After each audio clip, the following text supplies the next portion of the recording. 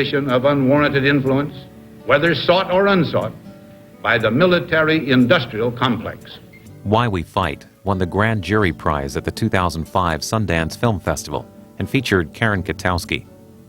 Sunday on C-SPAN's Q&A, more from the retired Lieutenant Colonel on the military-industrial complex. We need the jobs. Those jobs happen to be producing military weapons. In order to justify that, we have to have a use for those military weapons. Karen Katowski, Sunday at 8 Eastern and Pacific on C-SPAN's Q&A. You can also listen to Q&A on C-SPAN Radio. It's on XM and Sirius satellite radio.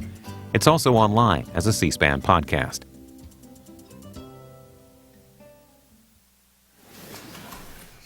Now, next year's State Department Foreign Operations spending request goes before a Senate Appropriations Subcommittee with Secretary of State Condoleezza Rice.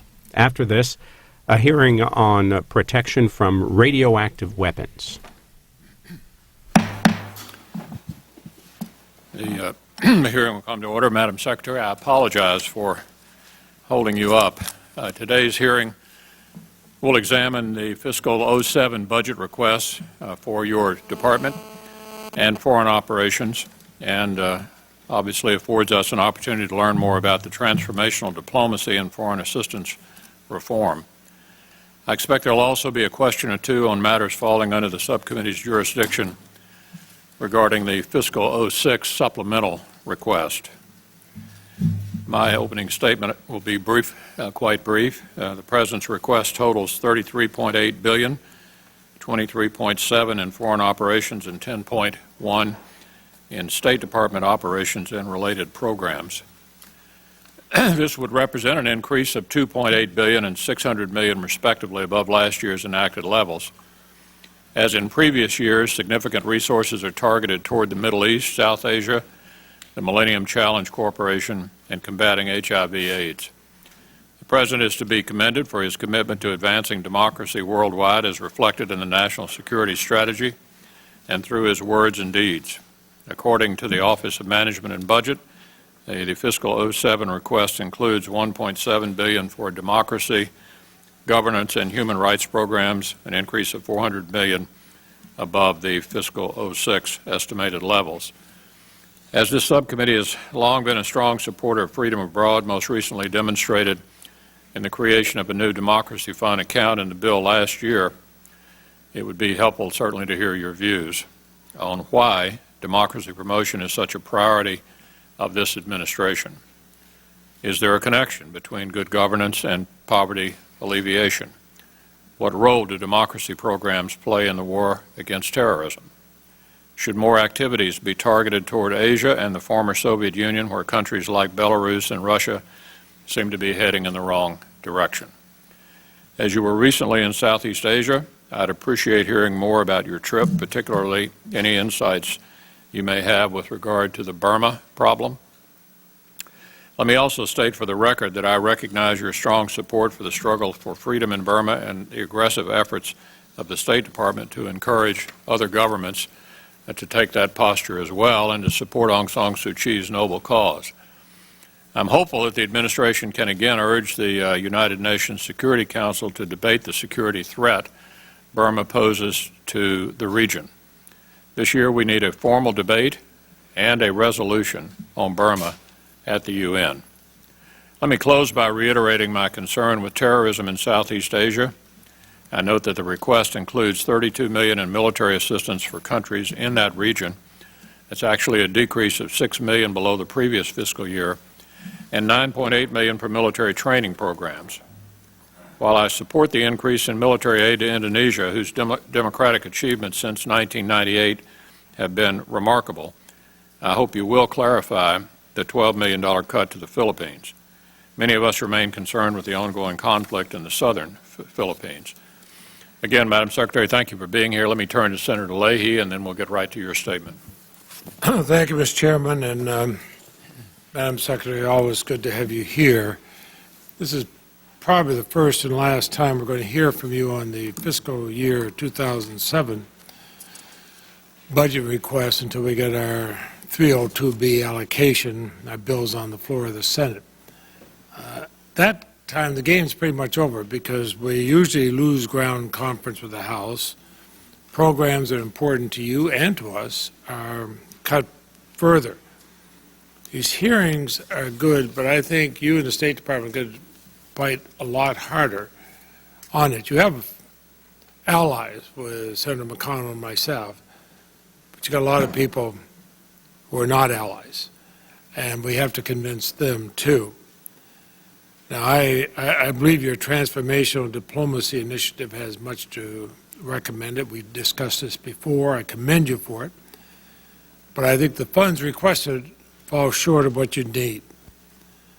It's one thing to deploy your staff more strategically and plan, coordinate foreign aid programs effectively. I think that's important. But I think transformational suggests something far more reaching. The budget cuts many of USAID's core programs to promote democracy and fight poverty. It's true that in the aggregate, it represents an increase, but that's only because of funding for AIDS and the Millennium Challenge Corporation. And we're providing hundreds of millions of dollars from the Millennium Challenge, but a lot of that goes to tiny countries which really don't have any significant security importance to the United States. But in doing it and getting the money, it's a Peter and Paul thing. You cut programs that have bipartisan support, proven results, programs everything from girls' education to providing clean water and improving agriculture. As I said, it's going to be a difficult year for this subcommittee. You will not find two stronger supporters than the chairman and myself. But a lot of domestic programs are being cut this year, and it's going to be hard to say why we have to put more in foreign aid. You have to convince the chairman and ranking members of the House and Senate Appropriations Committee that much of what you want is possible. And then we have some other questions, which may not be just in appropriations by any means, but there's the image and the reputation of the United States, which has obvious importance to our security. After 9/11, we had almost all the countries in the world, with 2 or 3 exceptions, behind us, outpouring of sympathy from every corner of the globe. Now we're seen by an alarming and growing number of people as an aggressive, occupying bully, locks up innocent people indefinitely, humiliates and physically abuses them, and denies them the right to even know what they're accused of. We get regular reports of Iraqi civilians, including women and young children, who have been mistakenly killed by U.S. soldiers. We spend billions on grossly overpriced reconstruction projects that are poorly designed, may never get finished, but have some very wealthy U.S. contractors. That doesn't make us safer, especially when we're such a good and generous country as the United States is. And then there's UN peacekeeping. The UN's operating 18 different peacekeeping missions. One of them, and the Democratic Republic of the Congo, is trying to provide security for the first democratic elections in, I believe, a half a century.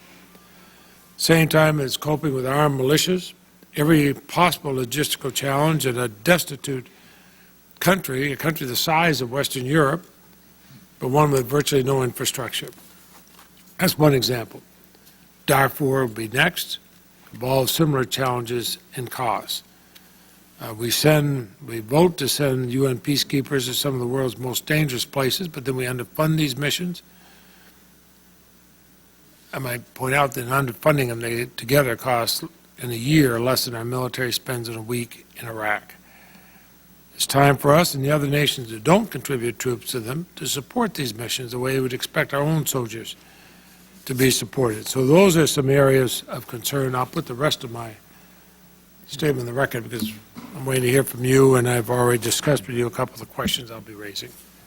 Madam Secretary, I assume you have a prepared statement. If you do, we'll make that a part of the record. And would you like to make some observations, and then we'll go to questions?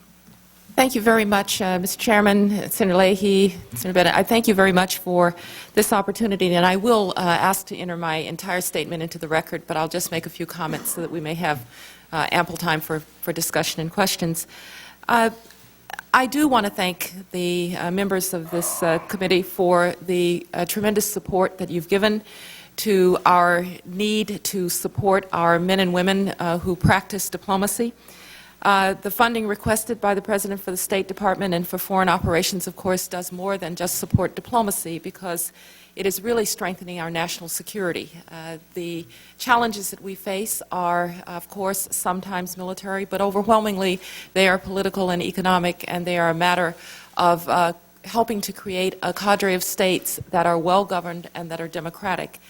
America is, of course, a nation at war, and we are engaged in a conflict against terrorists and violent extremists. Across the world, our nation's men and women in uniform and the members of the Foreign and Civil Service, as well as our Foreign Service nationals, are shouldering great risks and responsibilities in advancing America's diplomatic mission, working in dangerous places far away from friends and family and loved ones. They're performing with courage and fortitude and heroism, and I would just like to take this opportunity to honor them, particularly those who have given their lives, and to recognize the courageous public servants and their families who endure long times of service abroad. Mr. Chairman, the President's budget is in support of a number of core missions. First of all, of course, to defeat the extremism and terrorism that we face in the world. You will see that there is support for coalition partners and for frontline states that are literally on the front lines against a terrorist. But of course, we know that it is not enough to have a short-term solution to terrorism, that is defeating the terrorists who, on a daily basis, plot and plan to destroy innocent life, but also to deal with the circumstances that created those terrorists. And we believe that the ideology of hatred which they espouse can only be met by advancing liberty and democracy. That is the goal that we have in the support for the young democracies of Iraq and Afghanistan, for a broader Middle East initiative that seeks to press authoritarian regimes throughout a region that for 60 years has had an absence of freedom, to press for change in that region. And change is coming. It comes with turbulence, it comes with difficulty, but change in the Middle East is coming. And of course, our democracy agenda is not limited to the Middle East, but also to continuing to press for the democratization of those places that are still not democratic in Europe. In Asia, you mentioned Burma, Mr. Chairman, and we have been very active in that front, but also to press for change, for the stabilization of democracy in places that have already had democratic elections, for instance, in Latin America. We face global challenges, HIV/AIDS. The President's emergency plan for AIDS is having an effect on those afflicted with AIDS and on those who might be afflicted with AIDS. We fight the counter-drug fight with allies around the world, and of course, we have taken on recently the new challenge of the possible pandemic of avian flu. Finally, we are engaged in working with transformational states.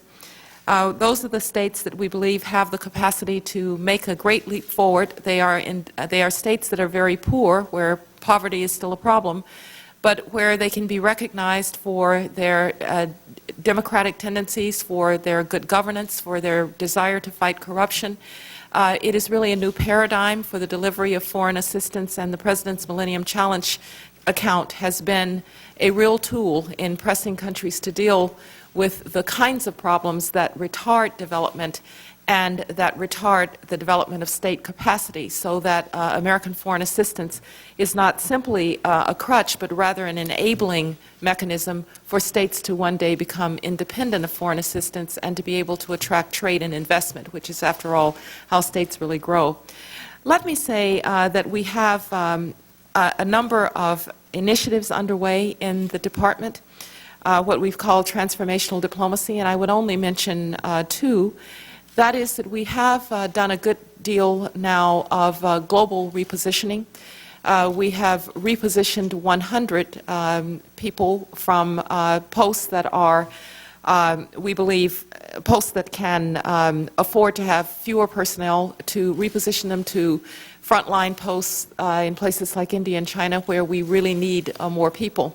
We're also requesting more positions, but I just want the committee to know that we've made a commitment that we will also reposition existing resources, that we will not just ask for new resources, that we will indeed make the hard choices about changing our global posture, which still looks more like the 1980s and 1990s than it should in 2006. Finally, we have also made changes in our foreign assistance under the authorities that are granted to me for the direction of foreign assistance, with the creation of a post in the department which will help us to better align the programs of USAID and the State Department. That's about 80% of all foreign assistance. We believe that with this program, which I've asked Randy Tobias to take on, and should he be confirmed by the Senate, he would also be the U.S. aid administrator. The point here is to make sure that we make the best use of the very precious resources that we're given. We recognize that the American people have been generous in their support of the diplomatic mission of foreign assistance. We recognize that the American people want to be generous because we are compassionate when we look to helping developing societies, when we deal with humanitarian crises. But we also recognize that we have an obligation of stewardship and efficient use of those resources, and we believe that this new structure should give us a better opportunity to do so. Thank you very much, Mr. Chairman. Thank you, Madam Secretary. I'd like to, even though it's arguably only indirectly related to your budget, start off with the clearly the biggest issue confronting your department, the administration, and the country, and that is Iraq. Yesterday, I had in my office a Kentucky soldier who was in the country for a year. He left in January. A soldier who's completely apolitical,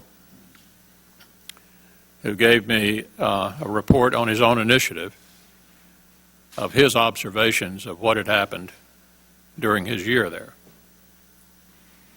He was with a transportation company that was frequently squiring vehicles around the country and had a chance to have a number of experiences, including 80 IED attacks on his convoys. During the course of the year, they lost 2 soldiers, but experienced 80 attacks. He went on to say that there had been extraordinary progress made in every aspect of the country that he could witness, and also expressed his complete and total frustration that nobody in this country seems to know anything about that. I know that there's a tendency to teach in journalism school that only bad news is news, but in a place like Iraq, where bad news was the custom and good news is unusual, I find an awful lot of soldiers completely frustrated by the fact that almost nothing that they're doing that could be characterized as good work and almost no visible signs of progress seem to get out. So let's try again. Could you itemize for us some of the progress you see being made beyond the usual things that people like you and I discuss, which are 3 successful elections last year? We all know that, and I think everybody thinks that that's a good thing. But what are some of the sort of unseen indicators of progress that are not being written about and therefore not being learned about by Americans here at home? Thank you, Senator McConnell. I would start with the political news, because it is indeed very difficult when you see the bombings every day or the violence on TV. It's a harder story to tell of the political progress that is being made. And I also recognize that at times it seems that the Iraqis are engaged in argumentation and debate, and they can't get this formed and they can't get that formed. And I would remind people that, in fact, these are people who are, for the first time in their entire history, and really one of the only times in this entire region, that people who are very, very different, Sunnis, Shia, Kurds, sitting down to try and solve their problems politically not by violence and not by repression. And of course it's difficult, and of course it's contentious, but that's the process of democracy. And the forming of a government of national unity, which we have encouraged that they do it as quickly as possible, but it's not surprising then when they have existential issues like resource allocation or how to deal with the Baathists who repressed people in the past, that it's going to be contentious and difficult. The good news is all elements of Iraqi society are now engaged in that, and they are moving ahead. As you said, they've had 3 elections. The last one, 11 million Iraqis voted. That demonstrates that the Iraqi people want a political course, not a course of violence. Secondly, it is true that the reconstruction has in some places been slower than we would have liked, but there's also very good news about reconstruction. The United States has been able, with reconstruction funds, to improve the capacity of an electrical grid that only had 50% of the generating power that the country needed. It was true that Baghdad was getting power most of the day, but most of the country was getting none. Now it is true that the power in Baghdad has been less than at the time of the war, but in part that is because the power is being spread over the entire country, and we are increasing the capacity and expect that by the end of the year we would have increased that capacity significantly so that the country will have a more even distribution of power. Schools and clinics and children going to school are really the result of the reconstruction funds that this Congress has appropriated to the Iraqi people. And probably most importantly, the Iraqi people now on any day recognize that the time will come when there will be a government elected by them, governing them, over which they have say, and where repression will not be the case. I would mention just one other thing, and that is that the security forces of Iraq have improved quite substantially over the last year. During this most recent uptick in sectarian violence, the Iraqi army performed very well indeed. And the Iraqi army is now often in the lead in counterterrorism operations and instability operations. They have taken territory. They themselves are in control of 50% of the Baghdad area. We're making progress then in creating security forces, in helping to improve the infrastructure of a country that had a completely deteriorated infrastructure, of getting schools and clinics and hospitals either refurbished or built, and in supporting the Iraqis in a political process that is going to lead to a dramatically different Iraq. And that's the good news story against, obviously, a backdrop of significant violence. So the next important milestones that we expect to experience in the next few months would be what? The next important milestone is the formation of the government, the National Unity Government, and then we would expect that they will issue a program on which they will govern. If you don't mind, I'll just take one moment to clear up something. I hear a great deal of the time that the Iraqis are slow in forming this government because they're haggling over jobs. That's the way that it's sometimes put. In fact, they are developing a program on which the National Unity Government would govern. They are developing the rules by which they will actually govern. What will be the responsibilities of the Deputy Prime Minister? What will be the relationship of those ministers to subordinate ministries? And they are working on who will actually take certain positions. So you can see that it's a much more complicated set of negotiations that they're in than if they were just haggling over who was going to take the prime ministership. That said, we are pressing that they should finish this work as soon as possible. That is the next major milestone, Senator, and after that, I think there will be milestones in the continued Iraq security forces taking responsibility for larger and larger pieces of territory in Iraq. What are the Iranians doing in the country, and in what way is that impeding progress for the new government?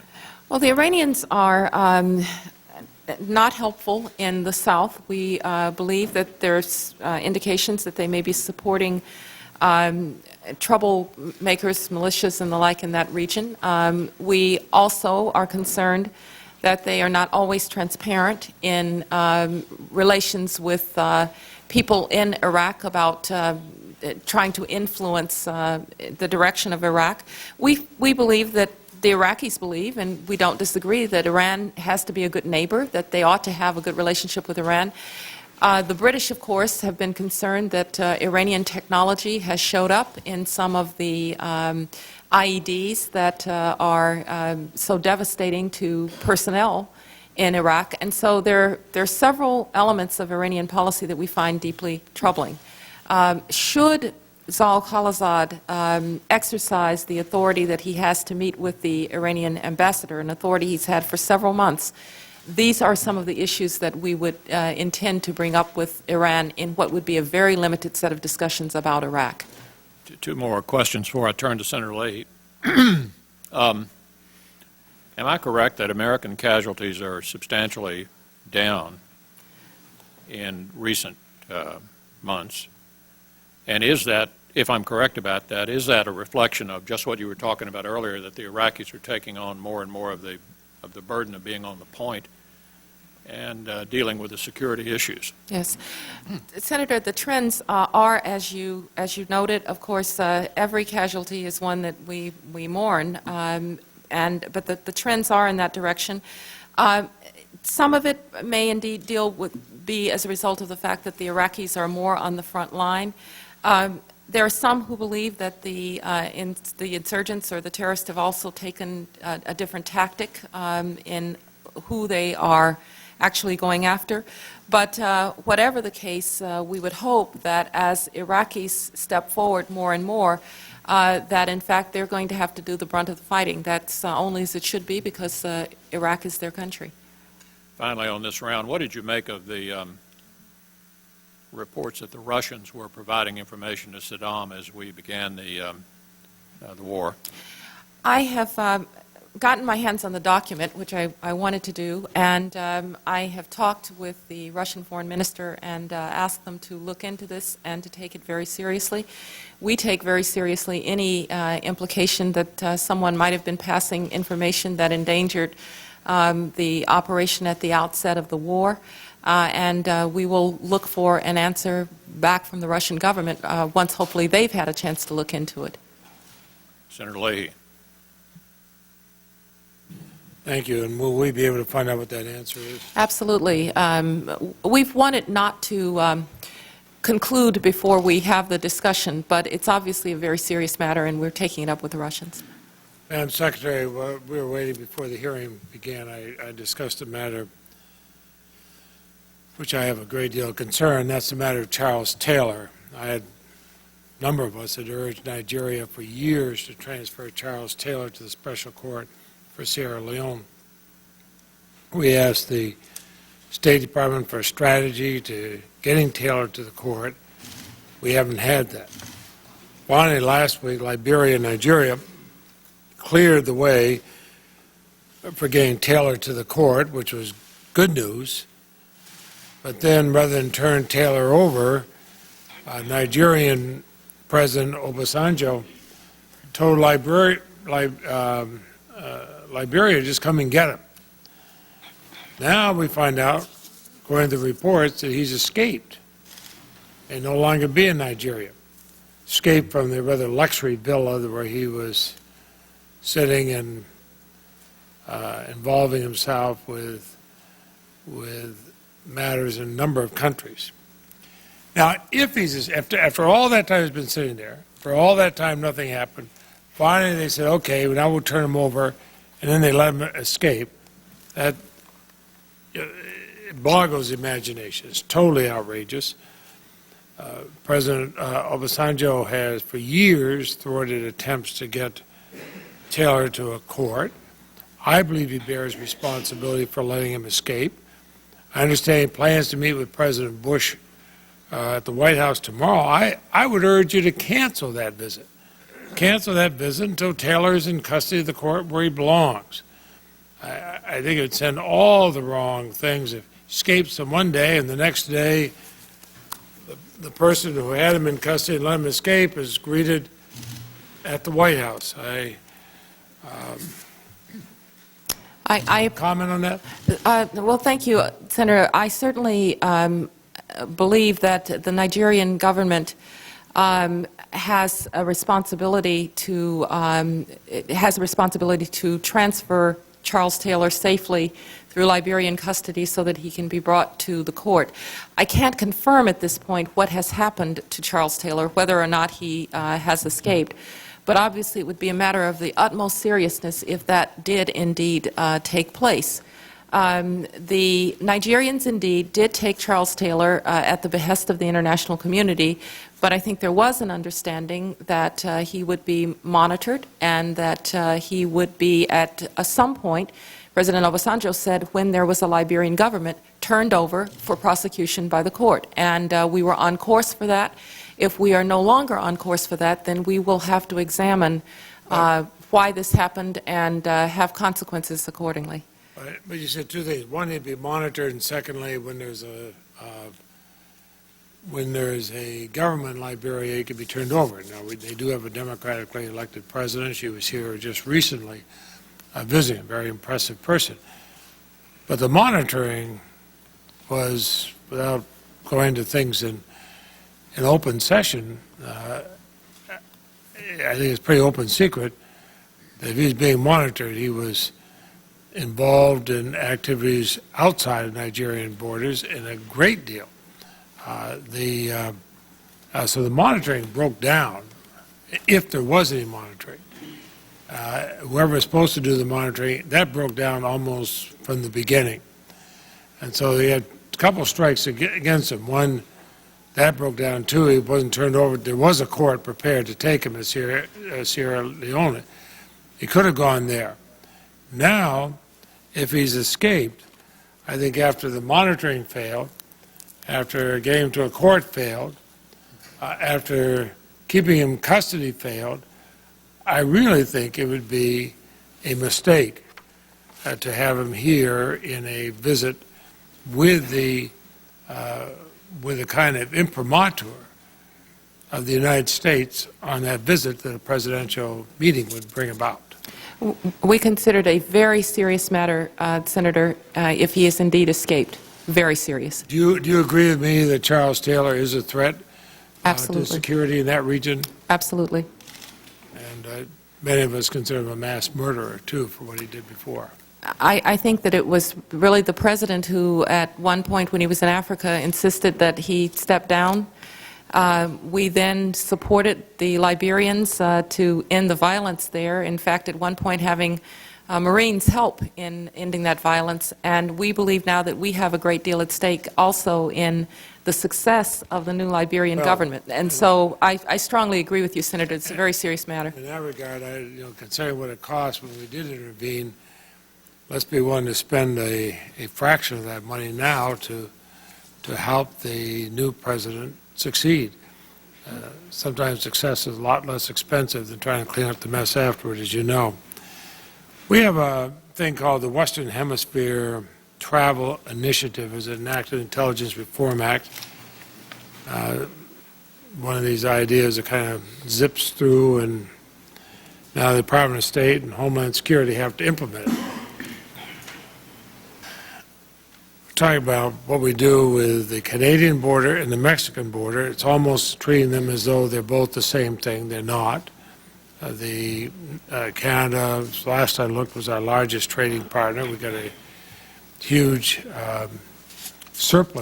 trade surplus with them, something we don't have with many countries. We don't have a technology agreed upon, whatever this kind of passport or card's going to be. State Department has a prototype of the card. Congress has authorized you to begin hiring staff to meet demand. Homeland Security can't figure out what technology it wants to use, nor identify what kind of border crossing stations. The new Canadian ambassador to the U.S. strongly opposes, Michael Wilson strongly opposes the proposed passport card. I think we're on our way to a real train wreck here. I live an hour's drive from the Canadian border. I see the travel back and forth, families that go back and forth, business, tremendous amount of commerce with the border states, actually with our whole country, but especially with the border states, tremendous amount of tourism, and then families. And I know that very well in my own family. Now, your department's devoted a lot of time to meet the deadline. Are you just going to implement a law and then tell Canada to catch up? Or are you working with Canada for something? Because, boy, you have a lot of people on the friendliest nation we could have on our border. A lot of people think that they're under attack in Canada. Well, Senator, we are working with both Canada and Mexico on this issue. There is a law that requires a standard document for passage on the two borders, and we recognize that these borders are borders in which there's a great deal of commerce, a lot of people. I can tell you that the first thought was that we would require passports. And the person, I'm sorry, I didn't get that. I said the first thought when this law came out was that we would require passports. And it'd be crazy. And I was going to say that the first objection to that came from the former governor of Texas, the president, who said that that would, of course, not work on borders where people move so easily. And so he asked us to go back to the drawing board. We did, and Mike Chertoff and I have worked to come up with an inexpensive but standard card that could be used for passage on those borders. We're working with both Canada and Mexico.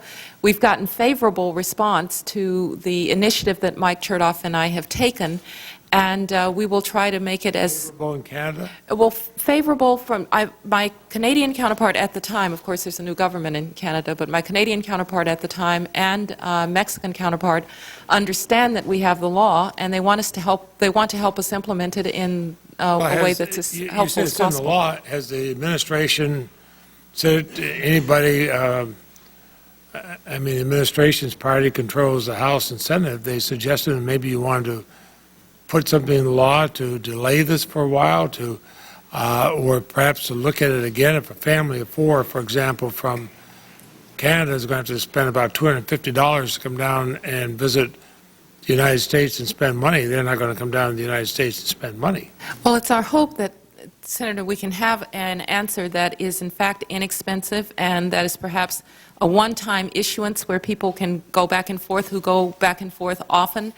I do think that we need to recognize that the law was put there because we did have, in fact, very porous borders on both sides prior to September 11th, and there were a number of problems on both borders, even on the Canadian border prior to September 11th. You're always going to have those. I mean, there's one store in Vermont, the line painted down the middle because half of it, when they changed the border, half of it's in Canada, half in the United States. We're going to say, Joe, can you get me that box of Rice Krispies over there? I'm sorry, I don't have I'll toss it to you, but I don't have a passport. I mean, it's going to get that ridiculous. It really is. Well, we'll try to make it as simple as possible for people, Senator. Thank you, Senator Leahy. Senator Bennett. Thank you very much, Mr. Chairman. Madam Secretary, welcome. I, too, have had the recent experience of going to Southeast Asia, and I can report that it's fun to go to a country where they like Americans. I was with Senator Durbin in France. We didn't quite have that sense while we were there, and it's fun to go to countries that not only like Americans but want to become like Americans themselves, want to participate in the international economy, and want very much to trade with us. I congratulate you on the diplomatic efforts of the people we met there. The people you have on the ground there are some of our very finest, and we don't often give them the sort of public accolades that they deserve. But the various ambassadors and other State Department personnel that we met through this trip, we were in China, Vietnam, Cambodia, and Thailand. And then we made a fueling stop in Kyrgyzstan, which turned into an evening when they weren't able to fix the airplane. So we saw more of Kyrgyzstan than we had anticipated, but that was interesting too. On a more parochial note, there are several matters from the fiscal 2006 appropriations bill in which my office has an interest. I won't raise them specifically here, but I'd like to send you some paper on both of these, and would appreciate whatever help you can give us in nudging these things forward a little. They've gotten lost in the pattern.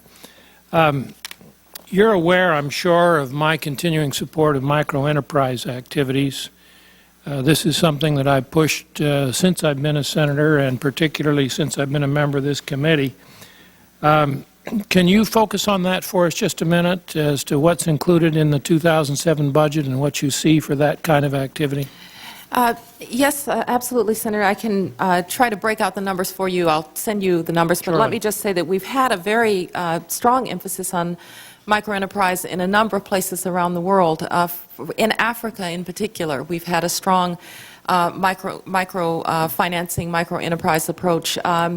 I would note that I've visited personally several places that are, for instance, women-owned businesses where just a very small loan allows essentially a cooperative of women to get together and make goods that they can then sell on the market. And we've been very supportive of microenterprise. I also visited in Mexico very recently, was actually when I was first secretary, I think in my first couple of weeks, a trip to Mexico, a place that was not doing microlending, but actually a kind of small credit union that was helping communities to do microlending. So we feel very strongly that, particularly for the empowerment of women, microenterprise tends to be a very important tool that we can use. We used it, as you know, as well in Eastern Europe, so we've used it effectively all over. The United States has a good deal of this kind of activity, but we've tried to encourage it not just in the United States, but also in the international development banks to have a focus on microlending, because it really does do wonders, and it does so for a very small amount of money. But I will get for you a breakdown of the complete picture on how much is in this current budget for it. I would appreciate that. My experience has been that there are at least some elements in the State Department that are less than enthusiastic about this. I understand the nature. Bureaucrats don't like money they don't control. And I haven't run into that during your administration. That comes out of previous efforts on this issue. I've been, as I say, I've been interested in it for the last dozen years. So I would appreciate it if you and your leadership would continue to focus on this. Like you, I have a piece of embroidery in my office purchased from a woman in Morocco who had, I believe, a $50 loan that allowed her to buy the cloth and the thread necessary to produce this.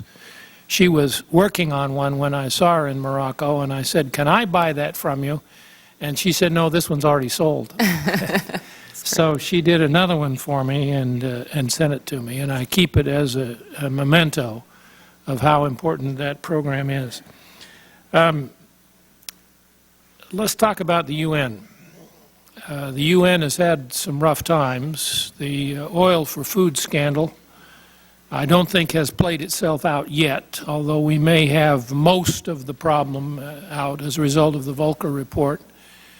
But Secretary Bolton Ambassador Bolton has been very forceful in insisting on some changes and reforms in the UN, and at least on the surface, UN officials have expressed support for these fundamental changes. Can you describe to us where you think we are on that, and whether or not that's going to impact future budgets?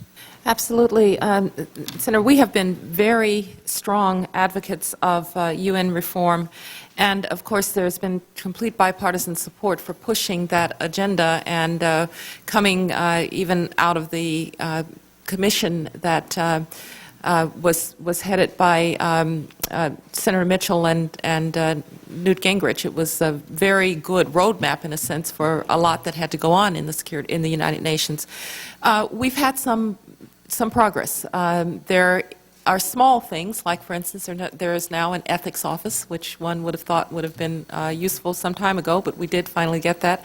There's a peace-building commission, which should help with the process of creating peacekeeping forces and the infrastructure of stability support for countries that are going through post-stability operations. We think that's a post-conflict operations. We think that's a very useful new element. As you know, the Human Rights Council, which will replace the Human Rights Commission, we supported very strongly that there should be a replacement for the Human Rights Commission. We didn't think that the Human Rights Council quite lived up to what it needed to be, and so... You mean the Commission? After the Commission, when the Human Rights Council was put forward, the new Human Rights Council, we still thought there were considerable problems with it, and so we did not vote for it. It did go through, and we have agreed that we will do everything that we can to make it work, because we think it's important to have a Human Rights Council. The problem with the Human Rights Commission was at the time that Sudan was being accused of genocide, it was actually sitting on the Human Rights Commission. It makes a joke of the notion of a Human Rights Commission. So we're hopeful that the new Human Rights Council will be better, although we are concerned about some of the aspects of it. On management reform, which to us is really the key, that is improving the Secretariat and the way that it functions, improving and being able to streamline personnel decisions, being able to create efficiencies in management, and perhaps most importantly, oversight of things like peacekeeping missions, some of which have had some very bad things happen within them, or something like the Oil for Food program. The Secretariat needs to be reformed, and there needs to be management reform. We've been the leaders on that. We've been very clear. We agreed to a 6-month budget this time because we were not going to agree to an annual budget until these management reform issues are addressed.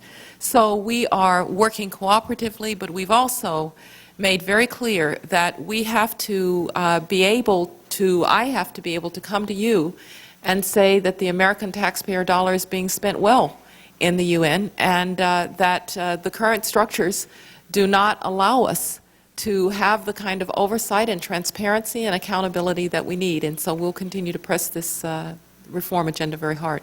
Thank you. I just close with a comment I just received in a conversation this morning. Senator McConnell talked about his conversation with the GI from Kentucky. A very prominent figure who has experience in this whole area said to me that the new parlor game in Europe, he said, after everybody's had a nice dinner and a few drinks and the uninteresting guests have gone home, they sit around and they play this parlor game, which is what if, and then you fill in the blank with another country's name, had the power and influence that America has. And they speculate. What would the world be like if France, Germany, China, India, fill in the blank, had the kind of influence and control that America has? And he said in every case, regardless of how they play it, the result is a disaster compared to the kind of world we have. You have an enormous responsibility, Madam Secretary, for the entire world, not just this country. And we appreciate the competent way in which you handle it. Thank you, sir. Thank you. Thank you, Senator Bennett. Senator Durbin. Thank you very much, Mr. Chairman, and Madam Secretary, thank you for joining us. Madam Secretary, last year, an overwhelming bipartisan majority in the Senate voted 79-19 that 2006, this year, would be a year in transition in Iraq. Change would take place. The Iraqis would assume more responsibility for their own future. The United States would start looking to the day when we could leave successfully. We would hold the Iraqis responsible for good governance and protecting their own country, and the President would report to us on a timely basis the progress that we're making. Many of our colleagues have just returned from Iraq. They spent the last week there, and some of them came back to our luncheons today with reports that were not encouraging. Though it may be true that the number of American soldiers being killed on a daily basis has gone down, the fact is that the killing in Iraq has increased. Some suggest we are in the midst of a civil war, sectarian violence. This week, of course, American troops were used in an attack with Iraqi soldiers on a Shiite mosque, or at least near a Shiite mosque, involving the Sadr militia. The question I'd like to ask you is this. For the last several weeks, the President has been counseling patience to the American people. In fact, last week, when the President was asked when the day would come when there would be no U.S. forces in Iraq, he said that will be decided by a future president, suggesting at least 2.5 more years that we would see American ground troops in Iraq. Isn't that exactly the wrong message to be sending the Iraqis? Shouldn't they, at this point in time, believe that we plan on leaving, that they have the responsibility to protect their own country? Isn't the real test of the success of your policy when Iraqi soldiers will stand and fight and be willing to die for their own country so that American soldiers can come home, a day that we haven't seen yet? Thank you, Senator. I don't think there's any doubt that it is the responsibility of the Iraqis to secure their democracy. The United States and a coalition of willing partners liberated Iraq from Saddam Hussein. But I think the Iraqis themselves understand that the creation of a functioning democracy is, in fact, their responsibility. What we are there to do is to help them to get the tools and the capability to defend that democracy. They have a very difficult task because it is a country in which, first of all, in which that has never been done, in which the politics was always by either repression or violence. And they're now trying, on the basis of the 3 elections and a constitution, to form structures of government and habits of governance that are indeed democratic and therefore require compromise in politics. And they need our support in doing that. That's the kind of support that Ambassador Zal Khalilzad is giving them. It's the kind of support we intend to give them as we help them to make their ministries more capable so that their ministries can deliver. And it's the kind of support that we intend to give them in helping their provincial leaders to become more capable. But I guess the point I'm asking you is, shouldn't they sense the feeling that I feel as I travel around the state of Illinois? The people I represent are impatient. 2,316 of our best and bravest have died. 15, 16, 17,000 seriously wounded. Shouldn't the Iraqis know that we are not going to stay there forever, sit by patiently while they work out their little governmental difficulties? Shouldn't they know that we want to bring our troops home as quickly as possible? And when the President says be patient, isn't that the wrong message? Senator, I think they do know that we want to come home. And indeed, I think the great majority of them want us to come home because they want their own responsibility. We are training their security forces. Their security forces are standing up and dying in the line of fire in order to secure a better Iraq. We mourn every one of our own deaths. But Iraqis are dying. They are taking that responsibility. Many brave Iraqis are dying because they are willing, against terrorists, to speak out for the need for democracy and for justice. Judges, for instance, who have been killed because they were willing to try people. So the Iraqis are taking responsibility. They just don't have, at this point, the tools to fully secure themselves. And we've helped other... Go ahead. I'm sorry. We've helped other states to have those tools. And I think the patience that the President was referring to is the need to be willing to give them the tools or to help them develop the tools, not to the patience to continue to shoulder the responsibility ourselves.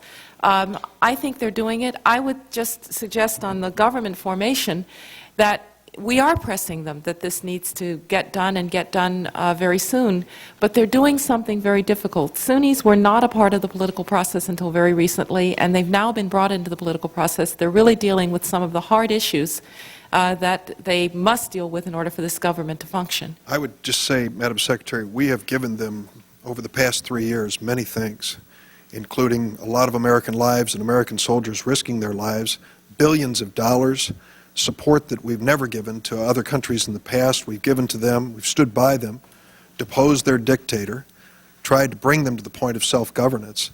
And my suggestion is, if this is descending into a civil war, as Mr. Alawi suggested, if we have opened Pandora's box, as our own ambassador, Mr. Khalilzad, has said, with the sectarian violence there, that there ought to be a clear message from our government to their government that now is the time for them to accept responsibility.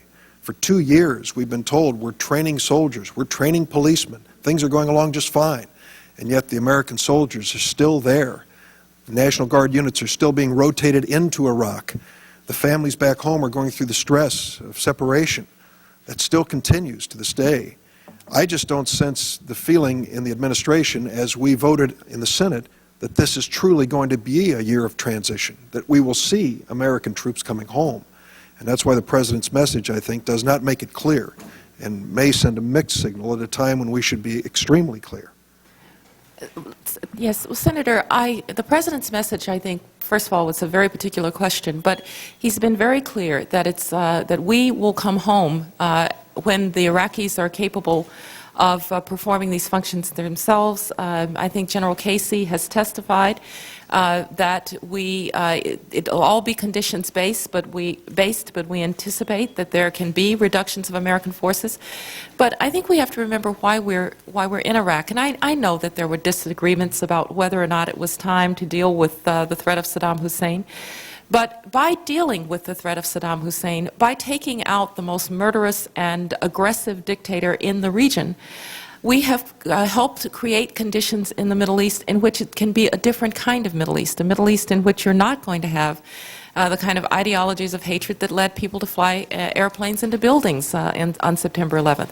That is a long-term project, is to leave a Middle East to our children and to our grandchildren that is not going to be poisonous in the way that the Middle East is currently poisonous.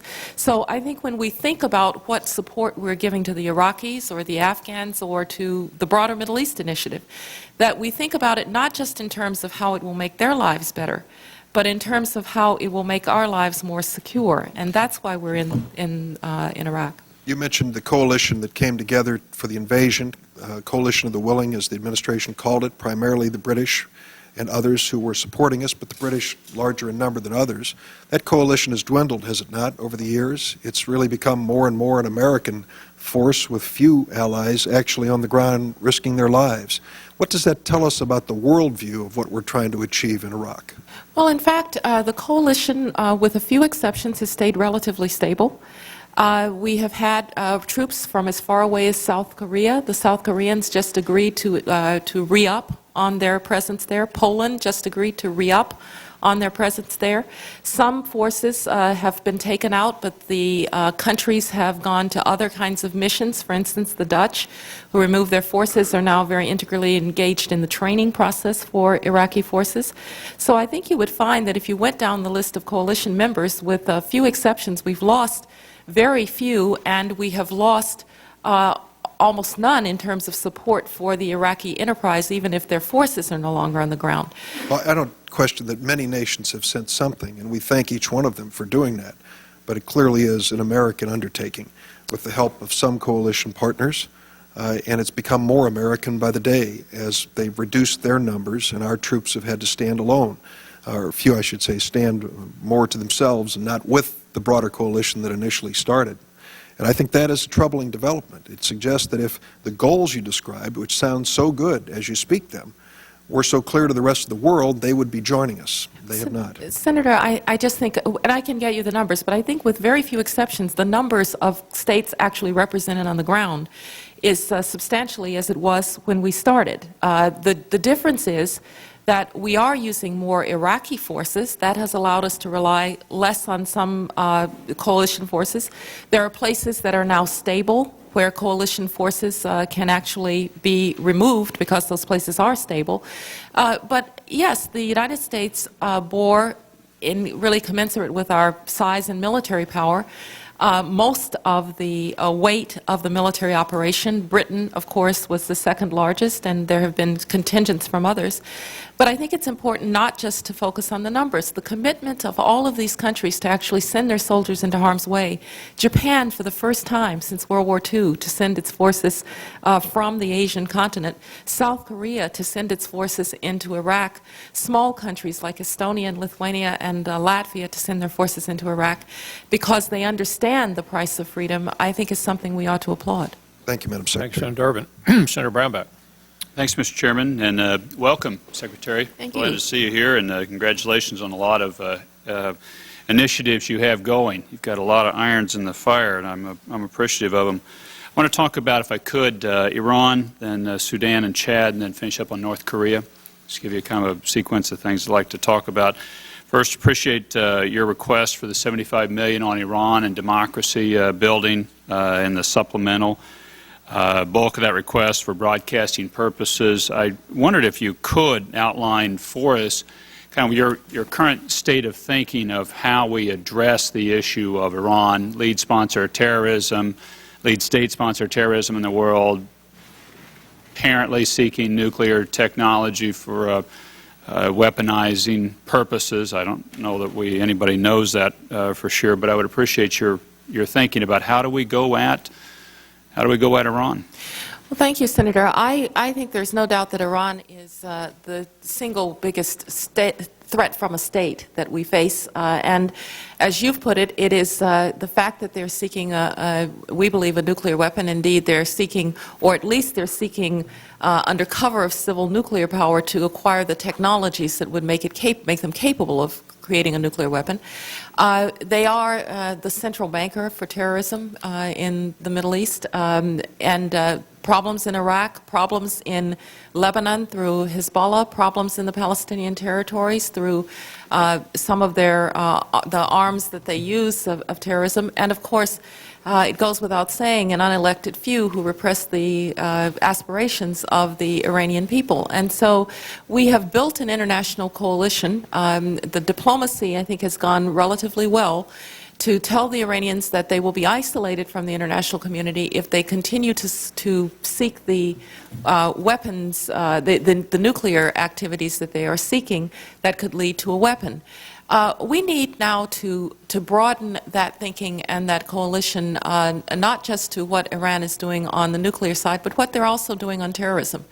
And those are some of the discussions that I have with these same states, that we cannot, on the one hand, talk about the need for a peace agreement in the Middle East and turn a blind eye to what Iran is doing in the Palestinian territories. We can't talk about getting rid of Syrian influence in Lebanon and having democracy in Lebanon without thinking about what the Iranians are doing for Hezbollah.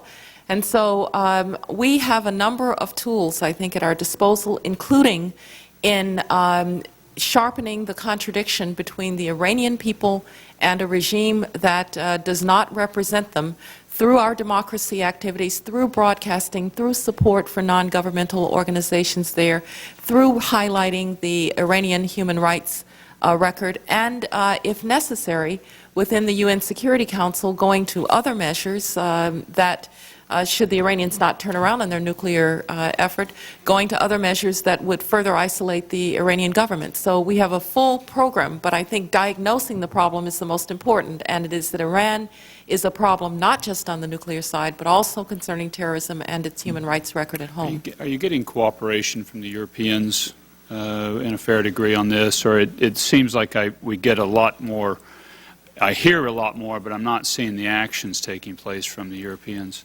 We've been very united with the Europeans on the nuclear issue, completely united. And indeed, we've been able to bring the Russians along to a degree, but we've had to work harder on that and on the Chinese.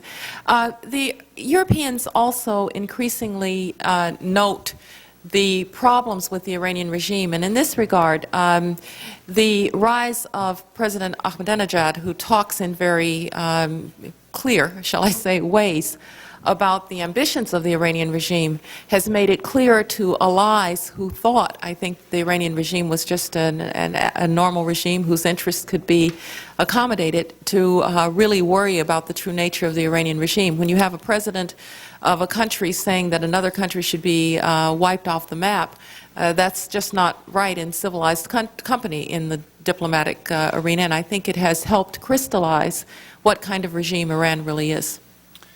I want to speed into these other topics quickly. On Sudan and Chad, it looks like the Sudanese, the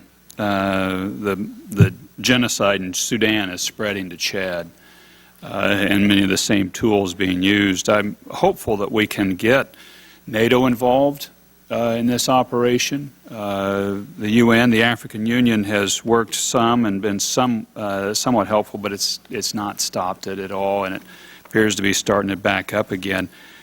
Do we have a decent chance of getting NATO involved in the Sudan-Chad border area? Well, I think we certainly have a very good probability of getting NATO involved in support of, first, the African Union mission. NATO is there, as you know, providing some support, but perhaps in a more robust way. Logistically, one of the problems is mobility for the African Union forces. So you could imagine NATO more helpful on some of the mobility issues so that the monitors can go out to places which, when there is monitoring, the violence is less. It's just that it's a very, very big area. We also expect that when there is a UN force, which will be more stable and more capable, that NATO can contribute also to the effectiveness of that force. The President talked with NATO Secretary General Jaap de Hoop Scheffer when he was here last week. I've also had conversations, Senator, just very recently with the head of the AU and with the Nigerians who have great influence in the AU, because the AU needs help. And sometimes they send mixed signals about whether they want help because the government of Sudan sends mixed signals.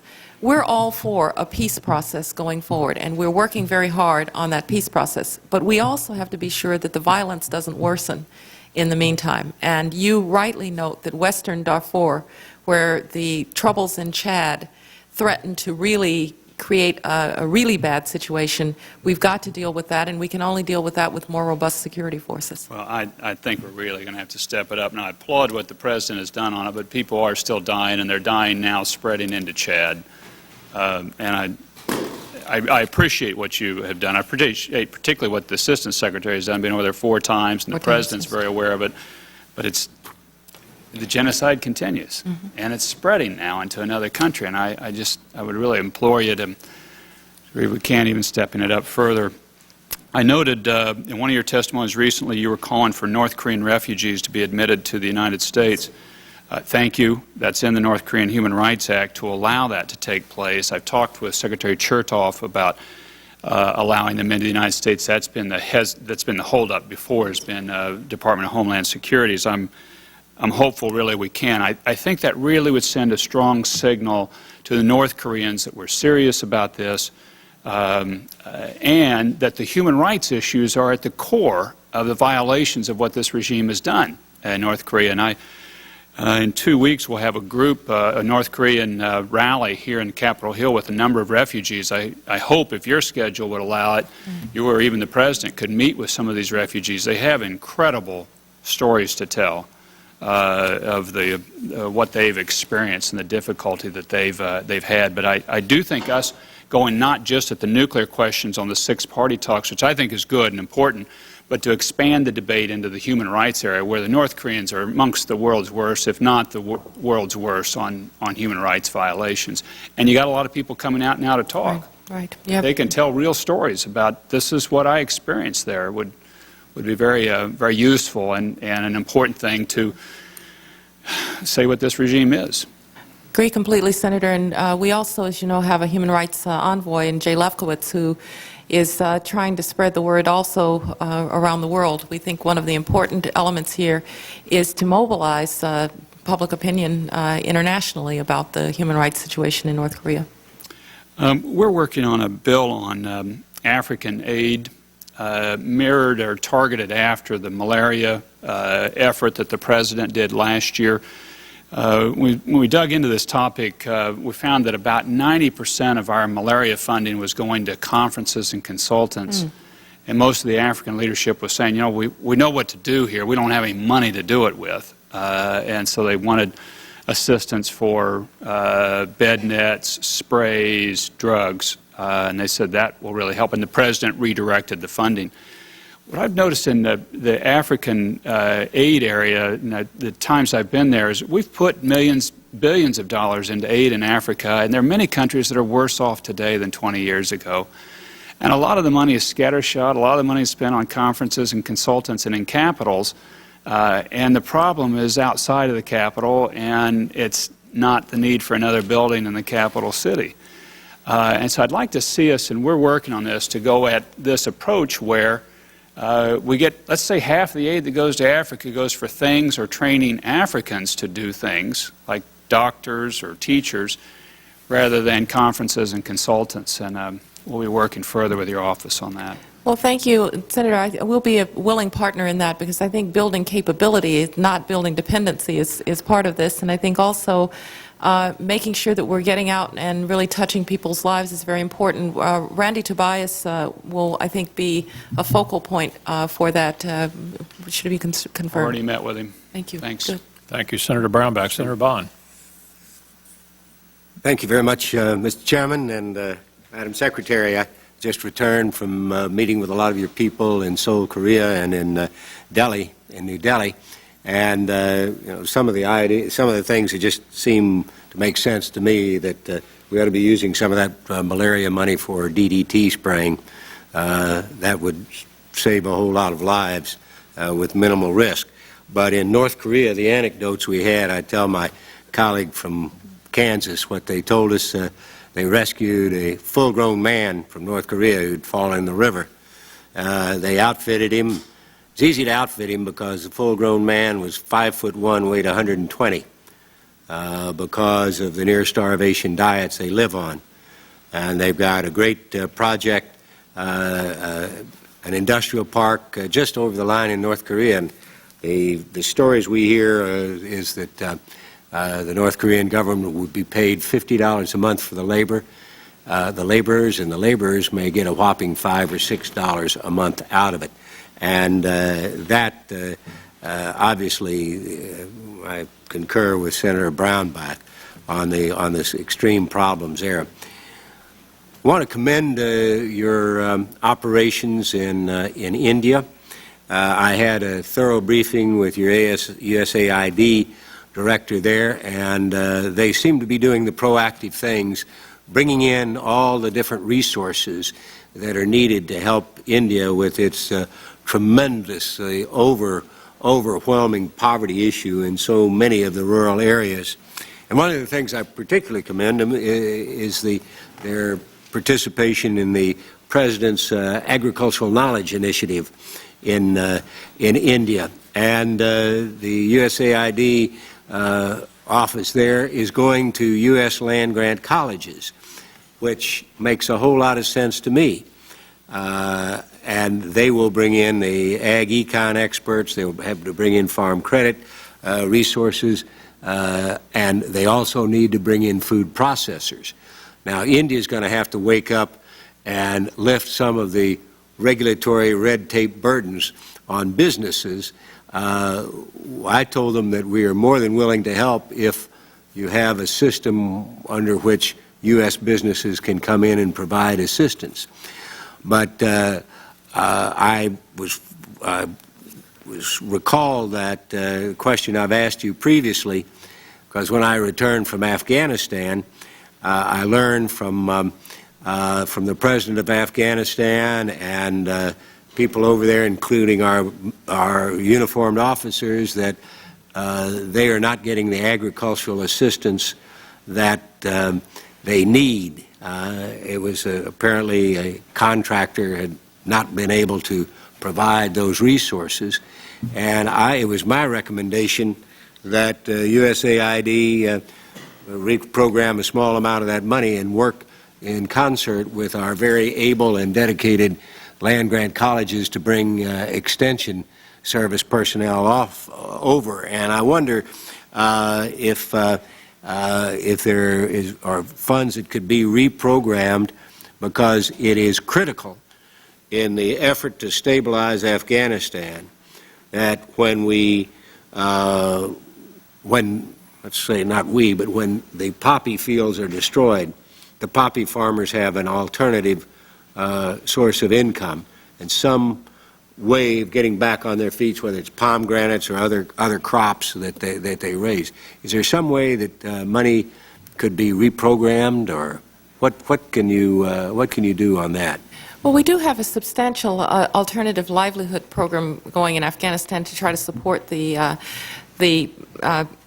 anti-drug efforts there. And I think, Senator, at one point we talked about needing to have a strong agricultural program in India, in Iraq as well. And of course, we, as you say, have this new initiative in India.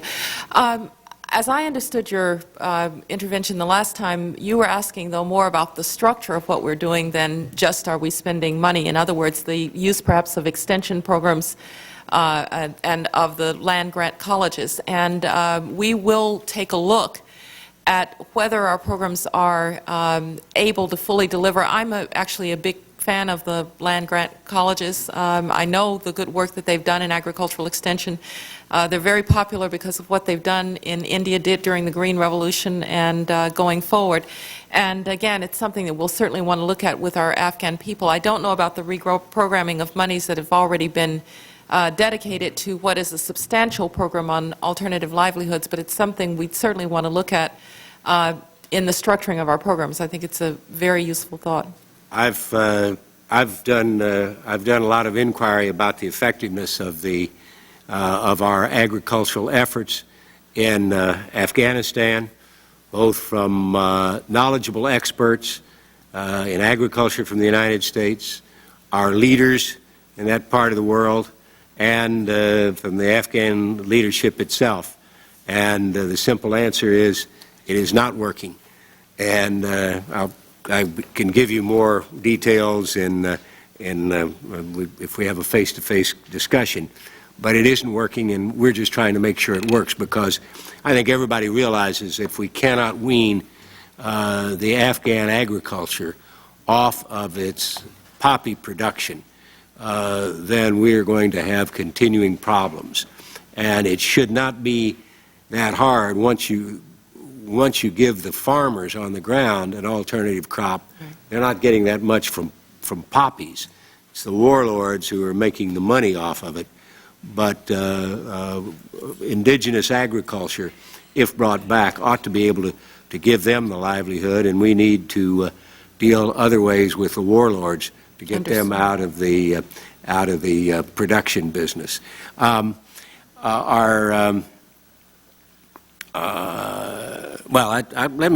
leave it at that. And I would like to. We should talk about that, all right, Senator. I'd like to hear what you heard. Give me a call. I will do that. I'd be Absolutely. happy to discuss that with you. Thank you. Thank you very much, Mr. Chairman, and we appreciate, Madam Secretary, all you're doing. And I would say that as I've traveled around the world, your efforts and the President's efforts have really inspired people in many countries.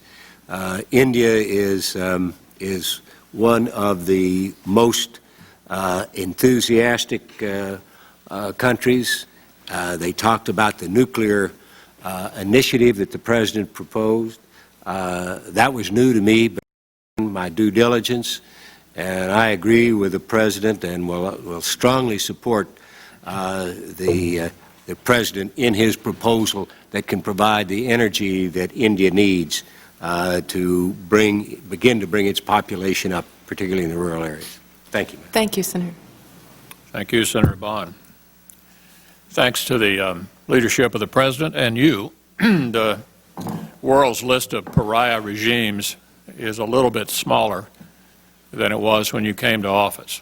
I think we can safely remove from the list Iraq and Libya. Regretfully, still on the list is a country that I have a great deal of interest in that you and I have discussed on numerous occasions, and that is Burma.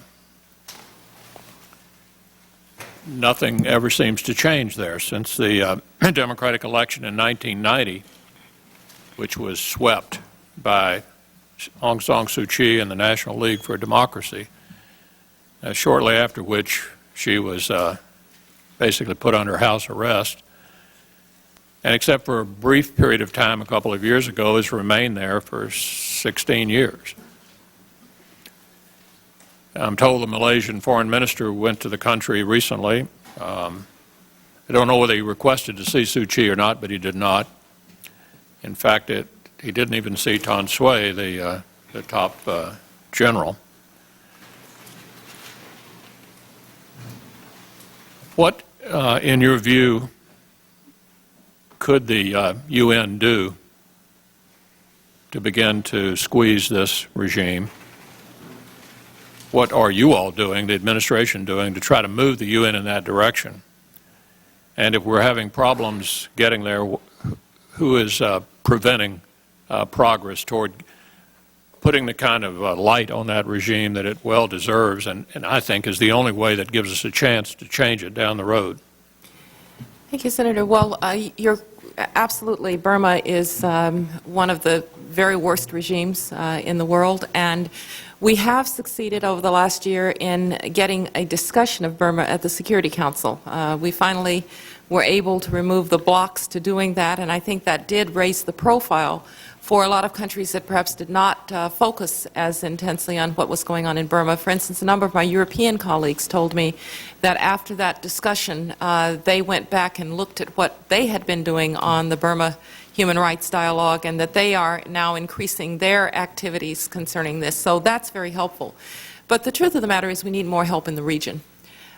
We need from the Southeast Asians and from ASEAN, which has from time to time told us that they would engage in quiet... Other than canceling the meeting, which was originally going to be in Rangoon this year, have any of the ASEAN countries developed any interest in this problem? ASEAN actually issued a reasonable statement on Burma and asked that the Malay chair go to Burma. I think that the thought was that they would see Aung San Suu Kyi. I guess that did not happen, but they continue to press to see Aung San Suu Kyi. That's a good thing. We have pressed very hard. The Indonesian president went to Burma, and I know that he did talk very directly with the Burmese about their isolation. We need actually China to be more active on this front. We have our human rights problems. And India as well, I suppose. And India as well. We have our human rights problems with China, but it's not like Burma, and we would hope that they would raise some of these issues. And India is a democracy, and of course should raise this, and the President of India assured us that he would. So we're working the diplomacy. We've gotten a couple of good statements. I think we've gotten renewed interest from the Europeans. Of course, we are sanctioning everything concerning Burma. We don't allow travel and the like, so we have taken those steps. No, I was the author of that bill. You were, and we use it to its fullest. We both know it's not likely to do much good unless we get more cooperation. And that's what we're trying to do. I do think that by raising the profile, we've brought other countries on board, and frankly, I think the ASEAN is somewhat embarrassed by Burma and is therefore somewhat more active. I found myself in an unusual position up at the UN, Senator, during the United Nations General Assembly. We had an ASEAN meeting, and I suddenly realized the Burmese foreign minister was in attendance. And he launched into a discussion about how the biggest problem that was faced was drugs. And I was glad, actually, at that point that I did have a chance to confront him directly about Burma's human rights record. So I think we have to continue to do that. We have to continue to press countries in the region to take an active and more public line concerning Burma. And outside of the region, places like Europe can make a difference. When you meet with the Chinese and the Indians, is this on your agenda? Absolutely. Every time. And not just my agenda, it's on the agenda for the President. He raises it as well. One other country I'd like to touch on. I had a chance on a trip last summer, not in Belarus, but next door, to meet with some of the Belarus opposition. What do you make of the status of the opposition in the wake of the obviously not very fair election that occurred recently, and do you have any hope that that regime might change from within? Well, I am glad that there was opposition this time, Senator. I think that's an achievement in a place that really is the last really bad dictatorship in Europe. The Lukashenko government is beyond the pale comparison to anybody else in Europe. And the fact that there was actually a single opposition candidate was in large part thanks to efforts that we and the Europeans and the Lithuanians had made to encourage the opposition to find a single focal point around which to rally, and they did that. I was with them in Lithuania, and at that time they were very fractured. They came together. They were able to put forward a single candidate. He actually did get double digits in the vote, which is extraordinary given how unfair this election was. I assume there were no international observers, right? There were. The OSCE was there, and they declared it not free and fair. Yeah. And, but there were observers there. That's a step forward. I'm told that despite the unfair playing field, there was a lot of press coverage, even some underground press about what is going on there. And I noted today a little news item that Lukashenko has, for some reason, decided to put off his inaugural for a few days. We don't know the reason for that, but I do know that the opposition is planning to put up posters that continue to challenge him. People stood in the streets. They were arrested. They are still fomenting against the regime. So it's the nascent, incipient stages of opposition in Belarus, but it's far more lively than, frankly, I would have guessed a year ago when I met with what was a very fractured opposition in Belarus. And I do not believe that Lukashenko, under these circumstances, and under greater isolation, you know that the Europeans have put forward some further sanctions. We also will put forward some further sanctions. I think he's been surprised at the opposition and the fact that there is opposition to him. I think it's a good thing. Finally, and this really is the last question, had a chance also to be in Ukraine last summer. And we've all sort of followed with interest the last week or so the elections there, in which Ukraine seems to be sort of shifting back in the direction which it shifted away from during the Orange Revolution. And I'm curious as to what your observations are about that election and what it portends for the reform movement in Ukraine, a country desperately in need of genuine reform. Well, Yanukovych, the deposed leader the last time around as a result of the Orange Revolution, did win the single largest vote count, but it was not large enough to form a government by any means. And in fact, Team Orange, the two separate parts of it, part of the problem was that there was a split in the people who led the Orange Revolution. But if you put those numbers together, they actually have greater vote count than Yanukovych did. Tymoshenko and Yushchenko together have a greater vote count than Yanukovych did.